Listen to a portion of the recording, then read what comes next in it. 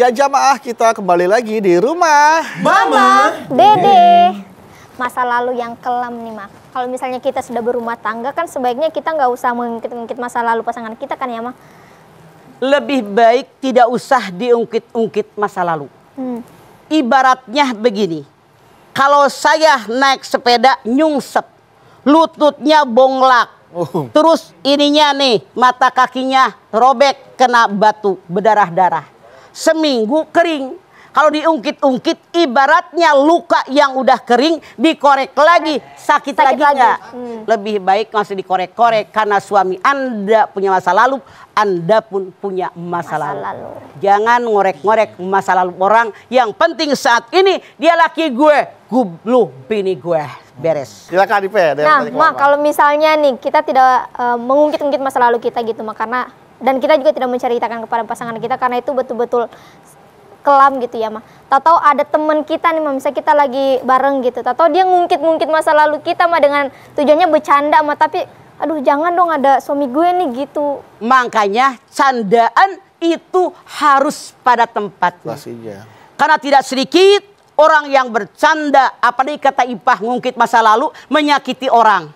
Karena begini, Rasul mengatakan kalau ada orang nutup aib orang lain ketika dia mati di akhirat, aibnya ditutup oleh Allah. Amin. Amin.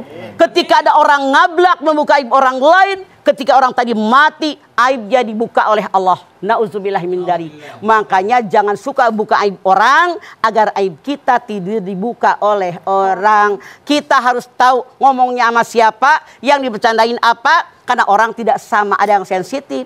Kalau kita mau ngomong goblek juga nggak ada urusan. Terus udah tahu kelakuan kita. Ya. Tapi kalau kita orang ketemu, tidak kenal siapa dia, siapa tahu baper, ya kan? Betul. Ngambek, dismendam dalam hati. Karena sering ketemu kita bercanda numpuk. Akumulasi. Meledak jadi bom waktu. Hati-hati. Jangan sembarangan. Ini juga sering terjadi ketika lagi musim pemilihan kepala daerah atau pemilihan apapun itu, Mak, ya. Yang namanya black campaign tuh, Mak. Masa lalu calon-calonnya dibuka semua aib-aibnya, Mak. Itu yang salah.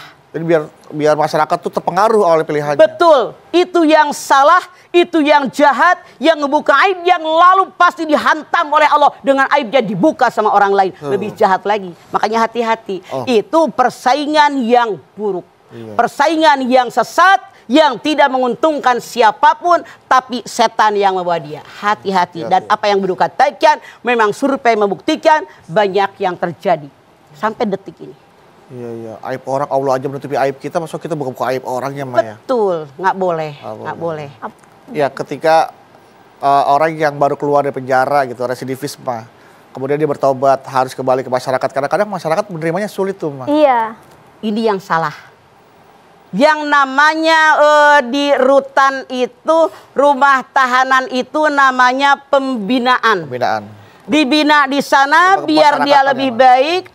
Ada pengajian, Mama tahu persis ada pengajian. Nah, kalau dia bergaul dengan yang baik, sekamar dengan orang baik, tidak sedikit kok yang hafal Quran, yang nulis buku, yang suka nulis-nulis di koran. Itu yang positifnya.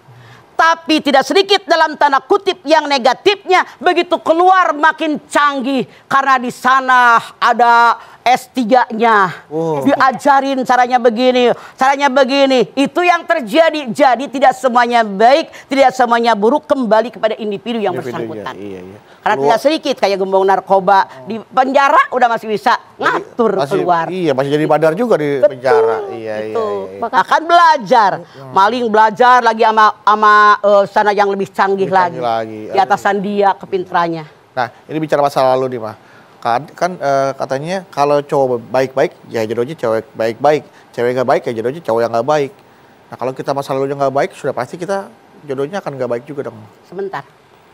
Al-Quran mengatakan perempuan yang baik buat laki-laki yang baik, laki-laki yang baik buat perempuan yang baik, perempuan yang buruk buat laki-laki yang buruk, laki-laki yang buruk buat perempuan yang buruk.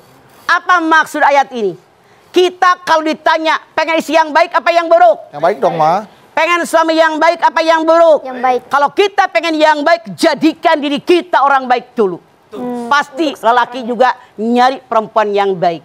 Pasti perempuan juga nyari suami yang baik. Soal dulu mah masa lalu. Ya. Tapi yang penting sekarang. Yang salah kita mah mikirin yang lalu. Mendingan mantan preman jadi kiai daripada mantan kiai jadi preman. Nih, ada seorang ditanya, berapa usia Anda? 60. Tahukah Anda makna usia? Tahu. Saya ini diciptakan oleh Allah, akan kembali kepada Allah. Bagaimana selama ini ibadah Anda? Biasa-biasa. Kata sahabat tadi, robah sekarang. Sisa umur yang kita tidak tahu berapa lagi sisanya dipakai di jalan yang Allah ridho. Seandainya kemarin 60 tahun kita banyak dosa, mudah-mudahan husnul khotimah. Jangan dimanfaatkan di jalan yang tidak baik. Makanya ada orang ketika ditanya, Bapak berapa usia Bapak? Itu usianya katanya 62 tahun. Dia bilang, saya usia baru 2 tahun. Yang nanya aneh, udah tua begini 2 tahun. Kata orang yang ditanya, dulu saya 60 tahun berbuat dosa, maksiat dan segalanya. Baru 2 tahun saya sadar, alhamdulillah. Makanya saya katakan usia saya 2 tahun. Makanya kita minta sama Allah, ya Allah biha, ya Allah biha, ya Allah bihusnil khotimah. Amin, amin.